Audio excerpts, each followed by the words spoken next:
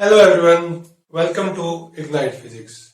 सो last time हमने क्या किया था? लास्ट टाइम हमने जितना भी हमारा प्लेन मिरर का इंट्रोडक्शन था, इमेज कैसे बनाएगा, जितना भी प्लेन मिरर था वो कंप्लीट किया। तो आज हम क्या करने वाले हैं? आज हम इंट्रोडक्शन करने वाले हैं हमारा स्फेरिकल मिरर का। तो पिछले लेक्चर्स में हमने क्या किया था? जितना भी प्लेन मिरर था उसका वो इमेज कैसे बनाता है, कैसे काम करता है, कितनी वेलोसिटी से ऑब्जेक्ट जा रहा है, तो इमेज की वेलोसिटी कितनी होगी, ये सारी चीजें हमने क्या कर ली थी, कंप्लीट कर चुके हैं। अब हम क्या करने वाले हैं? अब करने वाले हैं हम इंट्रोडक्शन हमारा स्फेरिकल मिरर का। तो स्फेरिकल मिरर में हम क्या सीखेंगे कि हमारा इसके किस पार्ट को क्या क्या चीजें कहा जाता है, कि उसकी फोकल लेंथ क्या होती है, पोल क्या होती है, एक्सिस क्या होती है, प्रिंसिपल एक्सिस क्या होती है, फोकल पॉइंट क्या होता है, फोकल लेंथ क्या होती है, फोकल प्लेन क्या होता है।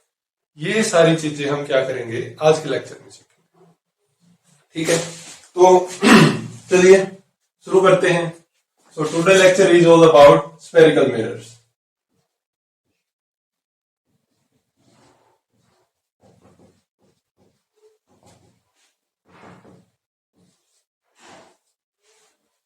हाँ जी, स्फेरिकल मिरर। प्लेन मिरर तो हम पढ़ चुके हैं, क्या था? ये प्लेन मिरर था। तो स्फेरिकल मिरर कैसा होता है? तो फर्स्ट ऑफ ऑल इन्हें स्फेरिकल मिरर ही क्यों कहा गया? इन्हें स्फेरिकल मिरर इसलिए कहा गया क्योंकि इनको है ना एक स्फेयर के अंदर से काटा गया। मान लेते हैं हमारा एक स्फेयर था, ये क्या है, एक मिरर है, एक पूरा पूरा स्फेयर है। उसको क्या किया मैंने, बाहर से कोट कर दिया, यहाँ पे क्या कर दिया, इसको पॉलिश कर दिया। तो अब इस मिरर को अगर मैं काट देता हूं,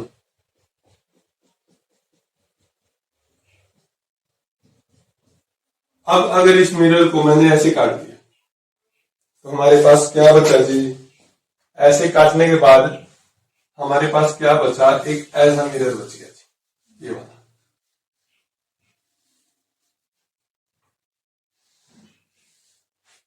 ये मिरर बच गया।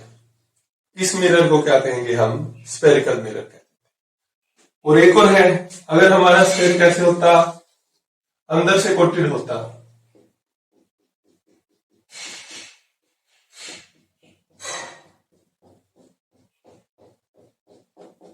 अब मैं इसको ऐसे काट दूं, अब जो हमारा मिरर बचा ये वाला। अब इस मिरर में और इस मिरर में डिफरेंस है, दिखने में दोनों सेम लग रहे हैं। तो चलो हमारा जो मिरर था ना पहले वाला, एक कुछ इस टाइप का, तो ये बाहर से कोटेड था, कंफ्यूजन ना हो तो उसके लिए हम क्या करते हैं, इसको इधर से काट देते हैं आपको समझाने के लिए स्टार्टिंग में।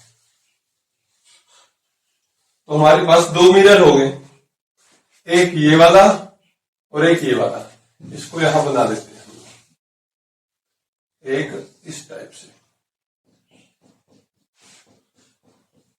तो पहली बात तो क्लियर हुई कि इनको स्फेरिकल मिरर ही क्यों कहा गया, क्योंकि इनको स्फेयर में से काटा गया है। पूरा का पूरा एक स्फेयर होता है, उसको क्या करते हैं, अंदर से पॉलिश कर लेते हैं और बाहर से पॉलिश कर लेते हैं। तो उसको काट देते हैं, जो हमारे पास बचता है उसको क्या कहते हैं? स्फेरिकल मिरर कहते हैं। तो इनको नाम दिया गया। ये होता है जी आपका क्या? Concave mirror. ये होता है क्या? Convex mirror.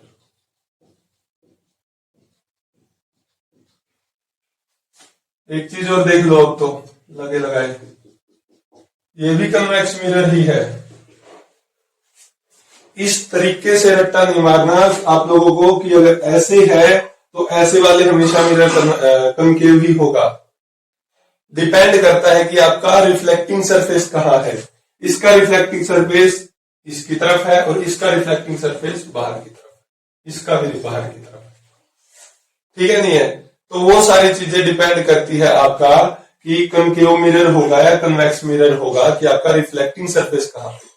अगर रिफ्लेक्टिंग सरफेस जो ये आपका स्फेरिकल मिरर था इसकी सेंटर की तरफ है तो वो होगा कनकेव। और अगर रिफ्लेक्टिंग सरफेस सेंटर से अवे की तरफ है, इस तरफ सेंटर आएगा ना इसका, सेंटर से अवे इसका रिफ्लेक्टिंग सरफेस तरफ का सेंटर इधर है तो सेंटर से अवे। तो अगर रिफ्लेक्टिंग सरफेस आपका सेंटर से अवे है तो क्या होगा, कन्वेक्स मिरर। और सिंपल कर देते हैं, मान लेते हैं आपका क्या है, जो स्पून होती है सिंपली जिससे आप खाना खाते हो, तो स्पून को अगर जैसे आप खाते हो ऐसे खाते होगे, तो उसको अगर ऐसे देखते हो तो ये तो हो गया कनकेव मिरर। कनकेव कनकेव में लाइट जा रही, केव में लाइट जा रही, ठीक है नहीं है, गुफा बन गई है। तो ये जिस तरह आप क्या करते हो, आपकी जो स्पून होती है उसको सीधे देखते हो तो ये तो होगी कनकेव, अगर अपोजिट डायरेक्शन में देखते हो, उल्टी तरफ से देखते हो, तो वो हो गया कन्वेक्स मिरर। इतना याद रख लें। इसको कहते हैं क्या, कन्वर्जिंग मिरर। इसको कहते हैं क्या, डाइवर्जिंग मिरर। ऐसा क्यों कहते हैं ये भी हम आगे बढ़ लेंगे। ये जितनी भी रे आती है उनको कन्वर्ज एक पॉइंट पे कर देता है, और ये जितनी रे आती है उनको क्या कर देता है, डाइवर्ज कर देता है। नाम से सिंपली क्लियर, ठीक है नहीं है। तो उसके बाद क्या क्या आता है, उसके बाद हम क्या करेंगे, जब ये तो पढ़ ही चुके हैं हम लोग प्लेन मिरर को,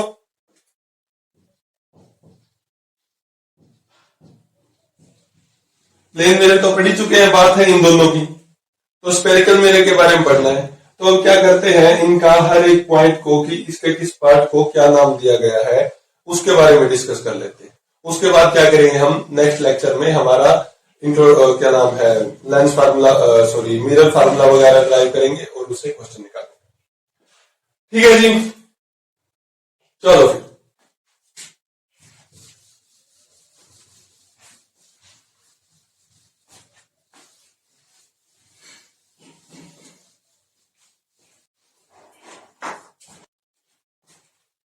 तो हमारा ये था मिरर स्फेरिकल, जिसको हमने क्या कर लिया था,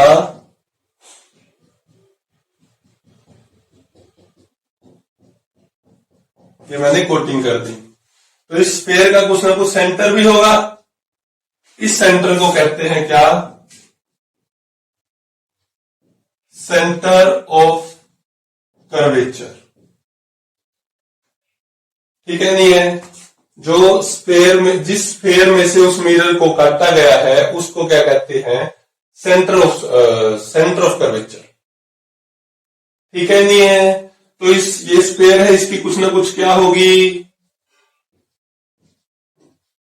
रेडियस भी होगी। इस रेडियस को कहते हैं रेडियस ऑफ कर्वेचर। बात समझ में आई, दो चीजें होगी, सेंटर ऑफ कर्वेचर जो स्फेयर है उसका सेंटर, जो रेडियस ऑफ कर्वेचर जो स्फेयर है उसकी रेडियस। उसके बाद हमने मान लेते हैं जी इसको काट लिया मिरर को, ये लो जी, ये हमारा मिरर कट के तैयार हो गया। अब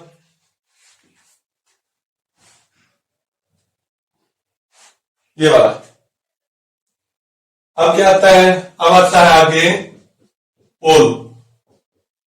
पोल क्या होता है, जो अब आपका ये मिरर हो गया, मिरर का जो सेंटर पॉइंट होगा ना उसको क्या कहेंगे, पोल कहेंगे। सेंटर पॉइंट कह लो या मिड पॉइंट कह लो, मिड पॉइंट ऑफ मिरर। जो आपका मिरर हो गया उसका मिड पॉइंट है उसको हम क्या कहेंगे, पोल कहेंगे। आई बात सुन में। उसके बाद क्या रह गया, उसके बाद यहां पे एक एक्सिस भी होती है। इस एक्सिस को क्या कहते हैं, इस एक्सिस को कहते हैं प्रिंसिपल एक्सिस। आगे क्या आता है हमारा,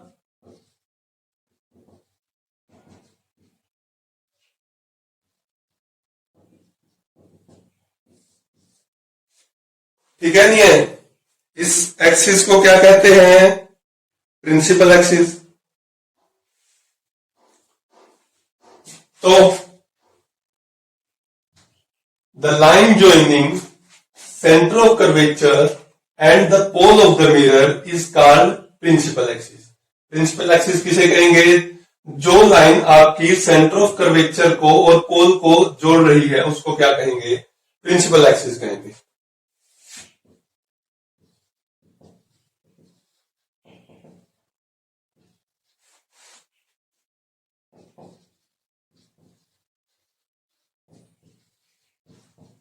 centre of curvature and the pole of mirror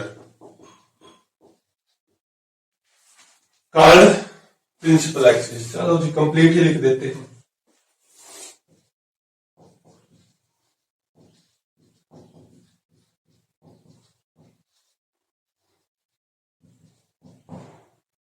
ठीक है, नहीं है? जो लाइन ज्वाइन कर रही है आपकी सेंटर ऑफ कर्वेचर को और principal axis, centre of curvature को और पोल को, उस लाइन को क्या कहेंगे हम?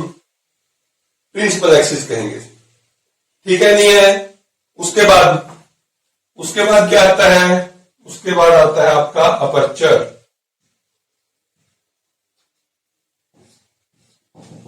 अपर्चर क्या होता है? मान लीजिए ये मिरर था आपका जो आपने काटा था, ये ऐसा मिरर था, इसको ये पूरा मिरर था सर्कुलर, पूरा का पूरा एक सर्कुलर मिरर था, इसको आपने ऐसे काटा है। अब यहां इसकी बात कर रहा हूं, बाकी चीजों की कर चुके। इस जो यहां पे क्या बनेगा? एक सर्कल बन जाएगा। इस सर्कल का को क्या कहते हैं? इस एरिया को क्या कहते हैं? अपर्चर कहते हैं।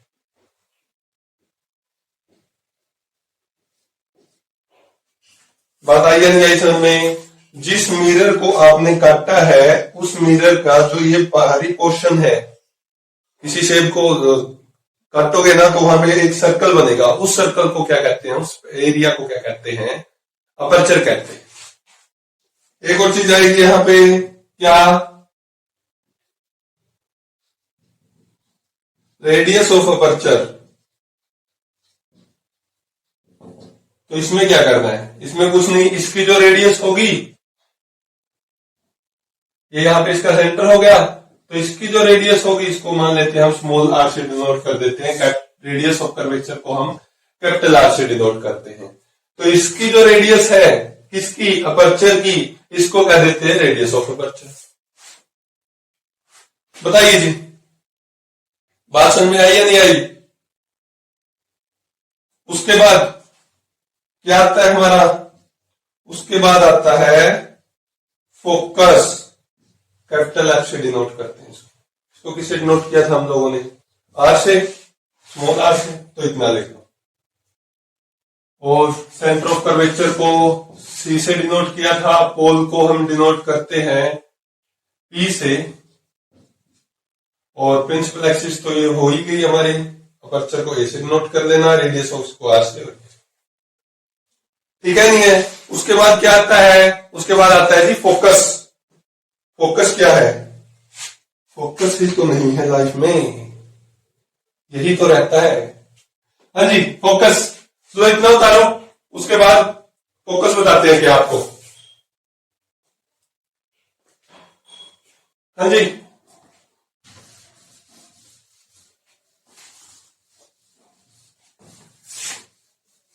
उसके बाद आता है हमारा फोकस। फोकस क्या होता है?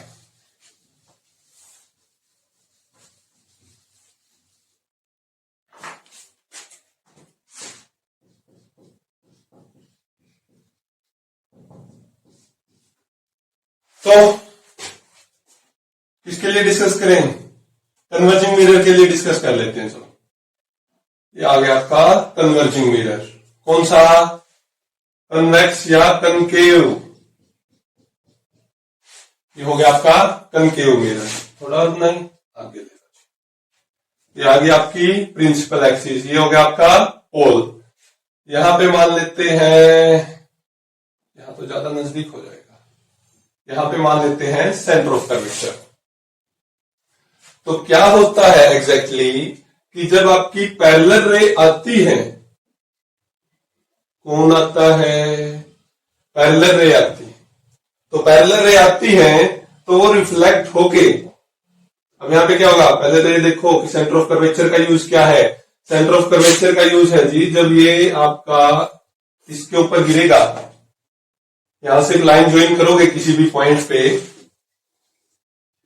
ये सेंटर हो गया, किसी भी सर्कल के ऊपर सेंटर से जो लाइन जाती है वो क्या बनाती है, कितना एंगल बनाती है, 90 डिग्री का एंगल बनाती है जी हमेशा। 9th-10th में पढ़ाते हैं ये चीज, तो इतना तो 12th क्लास में आगे, इतना तो आई थिंक आई होप पता होगा, ठीक है नहीं है। तो ये एंगल कितना बनाएगी, 90 का। तो अगर 90 का एंगल बना रही है तो ये लाइन कौन सी होगी, नॉर्मल वाली लाइन। तो इसके साथ जो एंगल होगा वो क्या होगा, इंसिडेंट एंगल। और इतना ही रिफ्लेक्टेड एंगल भी होगा। ला पढ़े थे या नहीं पढ़े थे पिछले लेक्चर में हम लोगों ने। तो ये लाइट आपकी क्या होती है, रिफ्लेक्ट होके कहा, इस तरह चली जाती है। यहां से भी सेम सीन होगा, ये रिफ्लेक्ट होके कहीं पे चली जाएगी और ये पॉइंट पे मीट करेंगे प्रिंसिपल एक्सिस पे। उस पॉइंट को क्या कहा जाता है, उस पॉइंट को फोकस कहा जाता है। दोबारा सुन लो, पैरेलल रे आती है, आफ्टर रिफ्लेक्शन कहां पे जाती है, प्रिंसिपल एक्सिस पे एक पॉइंट पे क्या हो जाती है, जाके मिलती है। उस पॉइंट को क्या कहते हैं, फोकस कहते हैं। ये ध्यान रखना कि जो पैरेलल रे आ रही है ये अलोंग द प्रिंसिपल एक्सिस होनी चाहिए, प्रिंसिपल एक्सिस के भी पैरेलल होनी चाहिए, है ना। तो फोकस को क्या लिखेंगे, raise light rays parallel to principal axis after reflection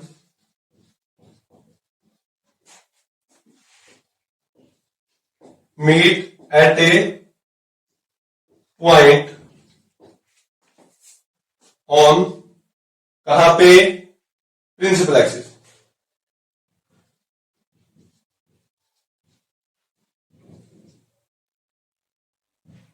एक पॉइंट पे मीट करेंगी, this point is called focus.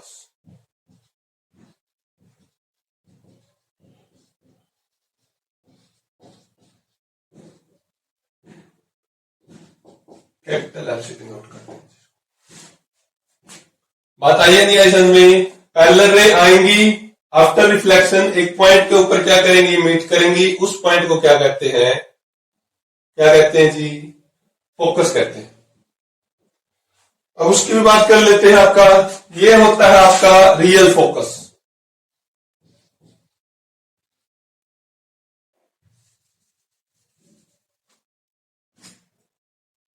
क्या होता है, रियल फोकस।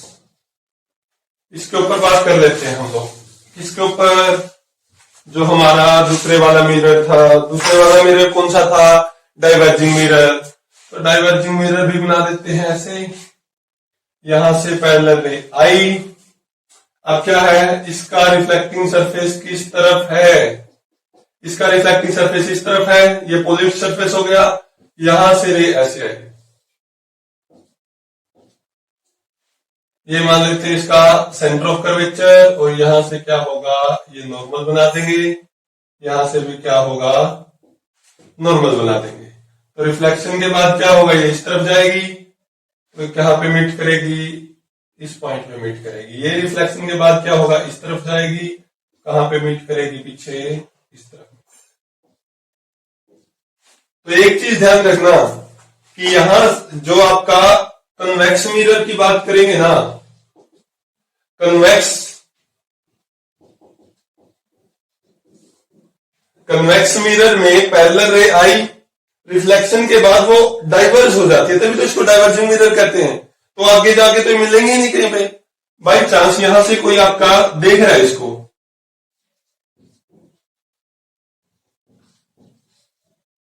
यहां से कोई देख रहा है, उसको ये डाइवर्जिंग रे दिखाई देंगी। उसको क्या लगेगा, ये पीछे वाले पॉइंट से आ रही।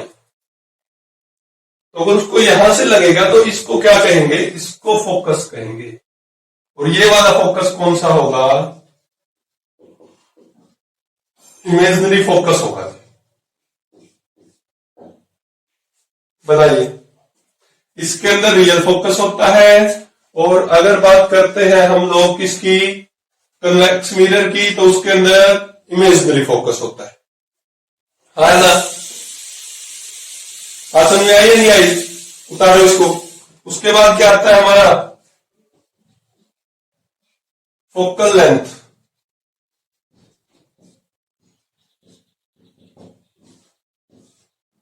फोकल लेंथ क्या होती है, फोकल लेंथ होती है हमारी पोल से फोकस की डिस्टेंस को क्या कह देते हैं हम लोग, फोकल लेंथ कह देते हैं। इसका पोल कहां था, इधर था,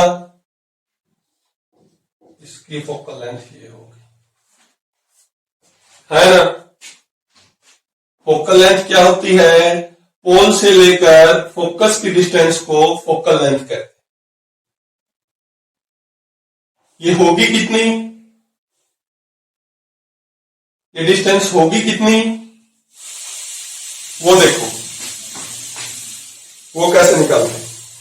कितना उतार लिया जी, तो इसको भी लिख ही लेते हैं, द डिस्टेंस बिटवीन, बिटवीन नहीं लिखेंगे, फ्रॉम लिखेंगे, फ्रॉम पोल टू फोकस। अब इसका लिखने का भी एक रीजन है कि फ्रॉम क्यों लिखा है, पोल टू फोकस, कि सारे के सारे जो डिस्टेंस है ना पोल से मेजर किए जाते हैं। ये आगे एक और टॉपिक आएगा छोटा सा, वो होगा साइन कन्वेंशन, कि आपको यहाँ पे कुछ ना कुछ है ना रूल बनाए गए हैं कि आपको किस तरह से कौन सी डिस्टेंस को मेजर करना है, किसको आप पॉजिटिव लोगे, किसको आप नेगेटिव लोगे, कहां से मेजर करोगे, छोटे छोटे रूल्स हैं, समझाते हैं। ठीक है नहीं है। तो फोकल लेंथ क्या होती है, डिस्टेंस। उससे पहले साइन कन्वेंशन ही करते हैं, इतना उतारो जी।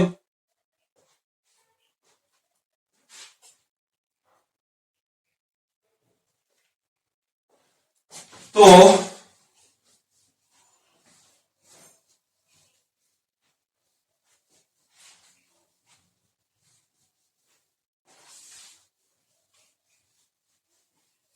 फोकल लेंथ को निकाल लेंगे, उससे पहले हम लोग साइन कन्वेंशन पढ़ लेते हैं एक बार, कि क्या रूल बनाए गए हैं जिससे बताएगा वो हमें किस हिसाब से डिस्टेंस को मेजर वगैरह करना है।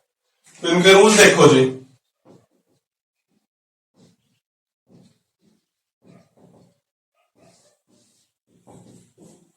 साइन कन्वेंशन, साइन कन्वेंशन क्या है, पहला रूल इन्होंने बनाया कि जो सारे के सारे डिस्टेंस होंगे कहां से मेजर करे जाएंगे, पोल से मेजर करे जाएंगे। All distances are measured from pole। सारे के सारे डिस्टेंस कहां से मेजर करने हैं, आपको पोल से मेजर करने हैं। दूसरा सेकंड रूल क्या था, यहां पे एक मिरर बना लेते हैं, उससे समझने में थोड़ी ज्यादा अच्छी फीलिंग आएगी, आपको अच्छे से समझ पाओगे। तो कह रहा है सारे के सारे डिस्टेंस इस पोल से मेजर करने हैं, बताइए नहीं आई सुन में। दूसरा क्या कह रहा है कि जो भी अगर रे ऑफ लाइट ऐसे आ रही है तो इस डायरेक्शन को आप पॉजिटिव लोगे, अगर रे ऑफ लाइट इस डायरेक्शन में आ रही है, ये वाला मिरर है, रे ऑफ लाइट आ रही है इस तरफ, तो इस डायरेक्शन को पॉजिटिव लोगे।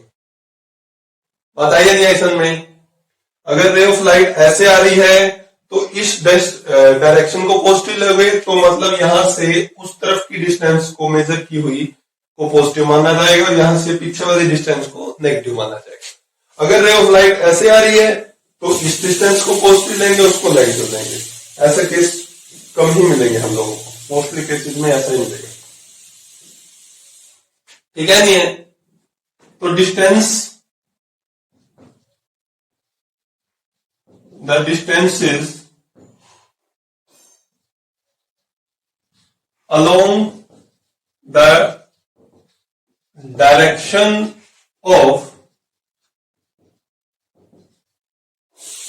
incident light is taken as positive. तो जो इंसिडेंट लाइट है उसकी डायरेक्शन में जो आपकी डिस्टेंस होगी, मान लेते हैं यहां पे दी इस डायरेक्शन में आई, तो इससे अगर मेरे को ये डिस्टेंस निकालनी है तो इसको मैं पॉजिटिव मानूंगा। अगर मान लेते हैं 5 सेंटीमीटर थी तो इस डिस्टेंस को मैं 5 सेंटीमीटर पॉजिटिव मानूंगा। उसके बाद अदरवाइज क्या, इसको ऐसे लिख लेते हैं, and opposite to the direction of incident light is taken as negative. अगर मान लेते हैं मेरे को ये डिस्टेंस मेजर करनी है और ये मान लेते हैं 7 सेंटीमीटर है, तो इस 7 को मैं -7 सेंटीमीटर लिखूंगा जब भी मेरे क्वेश्चन को निकालूंगा। उसके बाद थर्ड पे आ जाओ जी, थर्ड एंड लास्ट। ये क्या कहता है?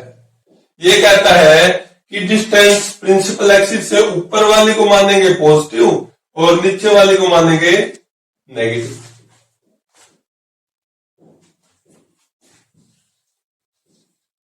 द डिस्टेंस को क्या कहेंगे? इसको हाइट कहेंगे। The height above the principal axis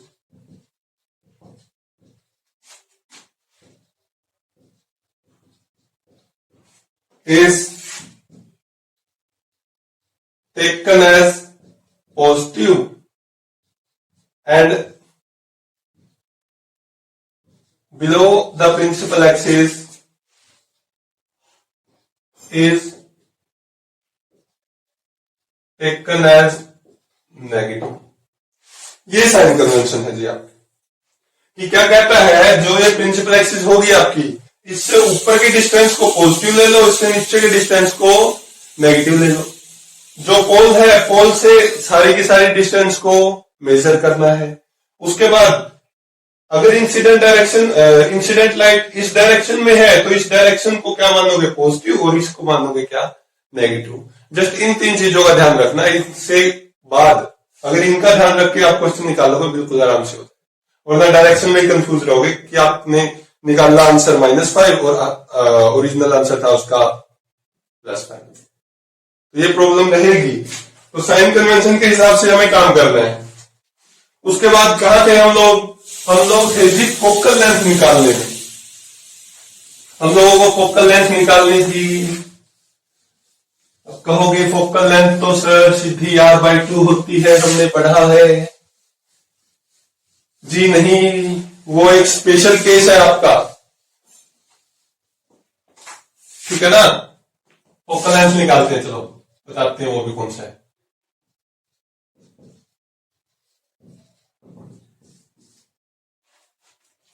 किसके निकालें? वही हमारा converging mirror.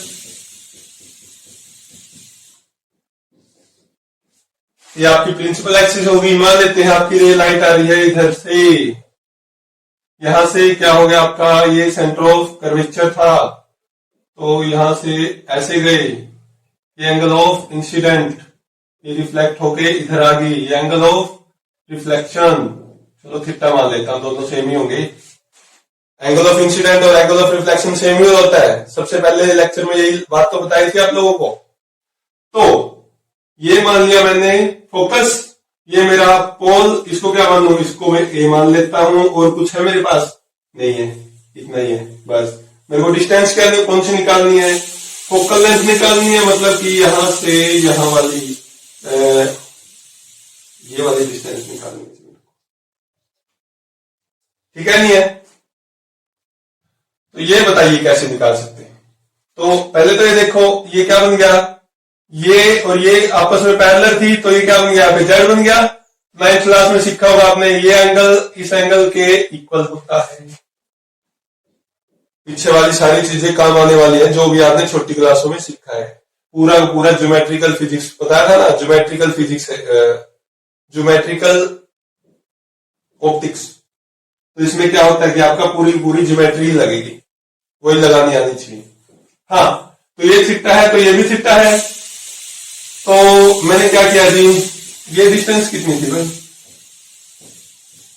Radius of curvature R ले लिया। तो सेंटर से यहां पे ये भी तो रेडियस ऑफ कर्वेचर ही होगी, ये भी तो डिस्टेंस आर ही मानी जाएगी। मानी जाएगी क्या है, ये भी डिस्टेंस आर है। तो मैंने क्या किया, मेरे को लेंथ निकालनी है ये वाली एफ पी। तो अगर आर में से ये वाली डिस्टेंस को, सी एफ को, इसको क्या मान लेता हूं मैं, एक्स मान लेता हूं, और इसको क्या मान लेते हैं, ये हमारा एफ है ना। तो हमारी जो फोकल लेंथ होगी वो क्या होगी, आर माइनस एक्स होगी। समझ में आ रही है, इसमें से ये माइनस कर दिया, ये तो बच गया। तो अब ये क्वेश्चन हो गया कि इसको कैसे निकाल लेंगे, ये वाली डिस्टेंस को कैसे निकाल लें। इस वाली डिस्टेंस को निकालने के लिए मैंने क्या किया, यहां पे क्या किया, एक परपेंडिकुलर डाला। परपेंडिकुलर डाला तो मेरे पास क्या है, इसको क्या नाम दें, डी आ चुका है क्या, नहीं आया, डी लिख लेते हैं इसको, ए डी सी एफ। तो मेरे पास ये ट्रायंगल बन गई। इस ट्रायंगल को मैं पूरा पूरा इधर उठा के बना रहा हूं आपके लिए। ये है आपका डी पॉइंट, ये है आपका सी पॉइंट, ये है आपका एफ पॉइंट। यहां पे 90 डिग्री है, ये आपका थीटा है, और ये डिस्टेंस आपकी कितनी, एक्स। और ये कितनी थी, ये टोटल आर थी। तो पहले तो ये देखो, थीटा एंगल है, थीटा एंगल है। तो अगर दोनों एंगल सेम है तो ये ट्रायंगल कौन सी बन गई, आइसोसेलियस। और अगर आइसोसेलियस ट्रायंगल है तो 90 डिग्री अगर डालोगे तो उसको दो इक्वल पार्ट में डिवाइड कर देगा या नहीं कर देगा। तो ये टोटल आर थी, तो ये कितनी हो जाएगी, आर बाई टू। और इसी को सी डी कितनी हो जाएगी, आर बाई टू, तो ये होगी आर बाई टू। ये आ गई जी। एक लेंथ दे रखी है, एक साइड दे रखी है, एंगल दे रखा है, दूसरी साइड पूछ रहे हैं। सिंपली ये दो ट्रिग्नोमेट्री लगा दो यहां पे। क्या क्या है हमारे पास, ये साइड कौन सी है, बेस, ये कौन सा है, हाइपोटेन्यूस। तो हाइपोटेन्यूस और बेस ऐसी चीज लगाओ जिसमें क्या आता हो, हाइपोटेन्यूस भी आता हो और बेस भी आता हो। तो क्या होता है, कोस होता है जी हमारा, cos theta is equal to क्या होगा, बेस अपॉन हाइपोटेन्यूस। तो बेस है हमारा आर बाई टू, हाइपोटेन्यूस है हमारा एक्स, जो हम लोगों को निकालना है। एक्स हो जाएगा हमारा R by two divide by cos theta. और इसी को लिख सकता हूं मैं आर बाई टू, कोस का उल्टा कितना होता है, सीकेंट थीटा। एक्स निकल गया जी। तो अगर एक्स निकल गया, हमें निकालना क्या है, हमें तो फोकल लेंथ निकालनी थी, एफ निकालना था, एफ क्या है, आर माइनस एक्स। तो फोकल लेंथ होगी हमारी कितनी, आर माइनस एक्स क्या है, R by two secant theta. ये है जी आपका जो ओरिजिनल फॉर्मूला है, किसका, फोकल लेंथ का। ठीक है, नहीं है, इस फार्मूले से फोकल लेंथ निकलेगी। अब वो आप वाला जो केस है कि focal length is equal to R by two होता है सर, रेडियस ऑफ कर्वेचर का आधा होता है, वो कब होता है, वो तब होता है जब ये आपका एंगल बहुत छोटा हो। एंगल छोटा कब होगा, कि ये मान लेते हैं ऐसा था, यहां से रे आ रही है और ये सेंटर, एंगल कितना बना, इतना। तो अगर यहां से रे आएगी तो एंगल कितना बनेगा, इतना। अगर यहां से रे आ रही है तो एंगल कितना बनेगा, रुक जाओ, चलो ये सेंटर ऑफ कर्वेचर ले लेते हैं, ऐसा कर लेंगे। ये हमारा क्या है, फोकस है। एंगल किसके साथ देख रहे थे हम, सेंटर ऑफ कर्वेचर, ठीक तो है। तो ये एंगल कितना बनेगा, नॉर्मल के साथ ही तो देख रहे थे, ये रे ऐसे आई ऐसे आई ऐसे आई, तो थीटा हर बार क्या होता जा रहा है, छोटा होता जा रहा है, कम होता जा रहा है एंगल। तो इस केस में अगर angle theta is nearly equal to 0, तो फोकल लेंथ क्या आएगी, r minus second. Theta nearly equal to 0 हो तो यहां से क्या होगा, कोस थीटा को क्या लिख सकते हैं हम, नियरली 1 के इक्वल, और साइन थीटा को क्या लिखते हैं, अगर साइन 0 0, साइन थीटा 0 0, तो इस केस में सीकेंट थीटा कितना होगा, वो भी 1 होगा, तो r/2 इंटू में 1, तो यहां से आ गई r। मोस्टली केसेस में यही यूज करते हैं हम। क्यों यूज करते हैं, इसका भी एक रीजन है। तो ये देखो, थीटा बहुत कम होना चाहिए, तो जो हमें सीखना है ना, जो हमारे सिलेबस के अंदर है, वो होता है कि रे आपकी प्रिंसिपल एक्सिस के बहुत पास पास आ रही है। रे क्या होगी, ये प्रिंसिपल एक्सिस है, इसके बहुत पास पास आ रही है, ये मान के चलते हैं। उन रे को क्या कहते हैं, जो प्रिंसिपल एक्सिस के बिल्कुल पास आती है, पैरा एक्सियल रे, और जो दूर होती है उसको मार्जिनल रे। तो मान लेते हैं अगर ये आपका मिरर है, इसके बिल्कुल पास से आ रही है, तो जो एंगल होगा ना वो बहुत कम होगा। तो उस केस में थीटा को हम नियरली क्या मान लेते हैं, 0 मान लेते हैं। तो उस केस में हमारा जो रिजल्ट आता है किसका, फोकल लेंथ का, ये आता है। तो अगर आपको कहे कि रेज आर पैराएक्सियल, अगर वो कहता है कि रे आपकी पैराएक्सियल नहीं है, या अपर्चर आपके मिरर का छोटा नहीं है, बड़े अपर्चर का मिरर यूज कर रहे हैं। अपर्चर का मतलब समझ रहे हो ना, कि ये वाला मिरर बहुत ज्यादा बड़ा है, तो रे भी क्या होगी, दूर होगी ये। तो अगर वो होगी दूर, तो क्या करोगे, तो ये वाला फार्मूला यूज करोगे फोकल लेंथ के लिए, नहीं तो ये वाला फार्मूला यूज करोगे। बताओ जी, बात समझ में आई या नहीं आई?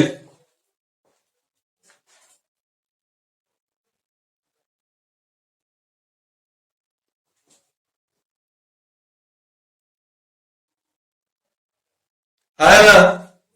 अब आगे क्या आता है, आगे आता है फोकल प्लेन।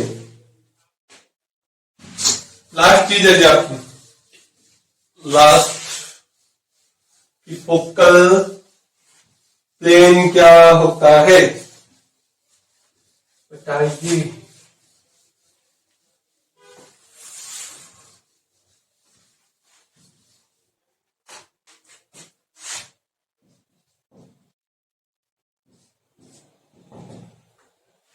फोकल प्लेन क्या है, फोकल प्लेन होता है, मान लेते हैं आपका मिरर, मिरर हो गया। अब पहले तो पैरेलल रे ऐसे ऐसे आ रही थी, पैरेलल टू प्रिंसिपल एक्सिस, तो वो कहां मीट कर रही थी, इस फोकस के ऊपर मीट कर रही थी, है ना, ये चीज पड़ी। उसके बाद अब मान लेते हैं मेरी प्रिंसिपल एक्सिस के पैरेलल नहीं आ रही, रे मेरी आ रही है इस तरह। अब कहां मीट करेगी, अब ये थोड़ी है, अभी ये यहां पे मीट करेंगी, अब ये मीट तो करेगी,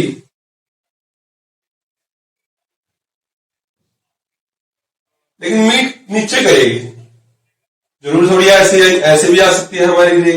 मान लेते हैं रे ऐसे आई, तो वो मीट कहां करेगी, इधर इस पॉइंट पे मीट करेंगी कहीं पे। तो यहां से हमें क्या पता चला कि आपकी पैरेलल रे आती है ना, तो एक पॉइंट के ऊपर मीट करती है, और वो पॉइंट सारे के सारे क्या होंगे, एक प्लेन के अंदर लाई करेंगे।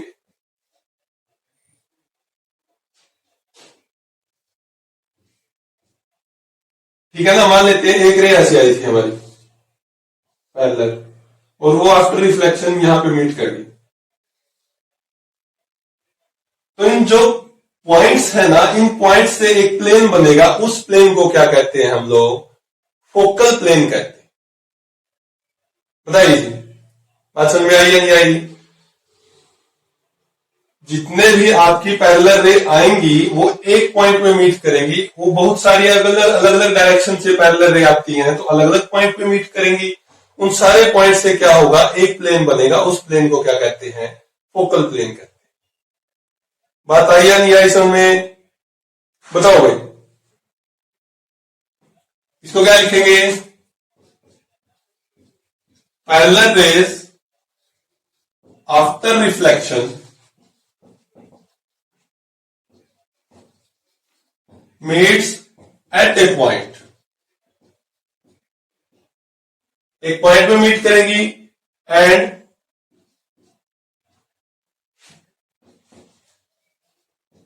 these points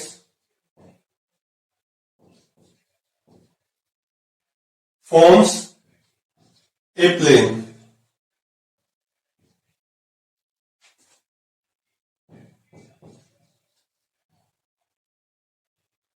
This plane is called focal plane. बताओ भाई, बात समझ में आई नहीं आई? पैरेलल रे आती है, रिफ्लेक्शन के बाद किसी एक पॉइंट पे क्या करेंगी, मीट कर जाएंगी। उस पॉइंट को क्या ऐसे ऐसे बहुत ऐसे पॉइंट हो सकते हैं, उन पॉइंट से क्या होता है, एक प्लेन बना दिया हमने। उस प्लेन को क्या कह दिया, फोकल प्लेन कह दिया, है ना। उसके बाद अगर बात करता हूं तो क्या होगा, अगर बात करता हूं किसका, हमारे दूसरे वाला मिरर, उस भाई साहब की, तो कहां बनाए, यहां बना देते हैं। इस मिरर का क्या हिसाब रहेगा, इस मिरर का ये हिसाब रहेगा जी, यहां से रे आई, या फिर ये तो हम कर चुके हैं केस, ये वाला तो कौन सा करें, तो ऐसे वाला करते हैं कि यहां से रे ऐसे पैरेलल आई, तो आफ्टर रिफ्लेक्शन कहां जाएंगी, वो इस तरफ ही जाएंगी, है ना। तो अगर इनको मैं पीछे बढ़ाऊंगा तो किसी एक पॉइंट पे मिलेगी, यहां पे फोकस था, तो इसका प्लेन जो बनेगा ना, वो यहां पे बनेगा पीछे। ये चीज और ध्यान रखो कि इसका फोकस कहां था, यहां पे, इसका फोकस इस तरफ होगा और इसका फोकस इस तरफ होगा। फोकस भी उसी प्लेन के अंदर आएगा, फोकल प्लेन के अंदर। ये चीज होगी। फोकल लेंथ के ऊपर बात कर लेते हैं, इसकी फोकल लेंथ किस तरफ होगी, इस डायरेक्शन में होगी, ये वाली फोकल लेंथ होगी, तो इसको क्या लिखेंगे, नेगेटिव। और इसकी फोकल लेंथ क्या होगी, ये वाली होगी, ये कितनी होगी, ये पॉजिटिव, आया ना। जो इसका फोकस होगा वो रियल फोकस होगा, जो इसका फोकस होगा वो ये कैसे बना, ये पीछे बढ़ाने से बनता है। ऐसे रे आई, इधर चली गई, डाइवर्स हुई, आगे जाके तो मिल ही नहीं सकता, क्यों, क्योंकि रे क्या हो रही है, डाइवर्स हो रही है। पीछे जाके मैच करेगा किसी पॉइंट पे, उस पॉइंट से मिलके क्या एक फोकल प्लेन बनता है। इसका फोकस क्या होता है, इमेजिनरी होता है, इसका फोकस क्या होता है, रियल होता है। इमेज कैसे बनाते हैं और वो सब चीजें हम अगले वीडियो में करेंगे। फोकल लेंथ के ऊपर बात कर लेते हैं।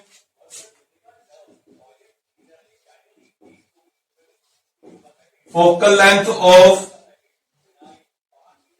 कनकेव मिरर क्या है जी, कनकेव मिरर की focal length negative. Convex mirror negative है, पॉजिटिव है, कनकेव की नेगेटिव होती है। Convex mirror positive. तो इसकी फोकल लेंथ क्या होती है, पॉजिटिव। उस डायरेक्शन में साइन कन्वेंशन तभी तो पढ़ा है कि यहां से पोल हो गया, पोल से आगे की डिस्टेंस को क्या लेंगे, पॉजिटिव, पीछे की डिस्टेंस को क्या लेंगे, नेगेटिव। अब ये उसके रिस्पेक्ट में कह रहा हूं मैं कि रे ऑफ लाइट कैसे आ रही है। ठीक है जी, इसका पोल आपका फोकल प्लेन ऐसे हो गया और उसका फोकल प्लेन ऐसे हो गया। तो यहां आपका इंट्रोडक्शन होता है खत्म।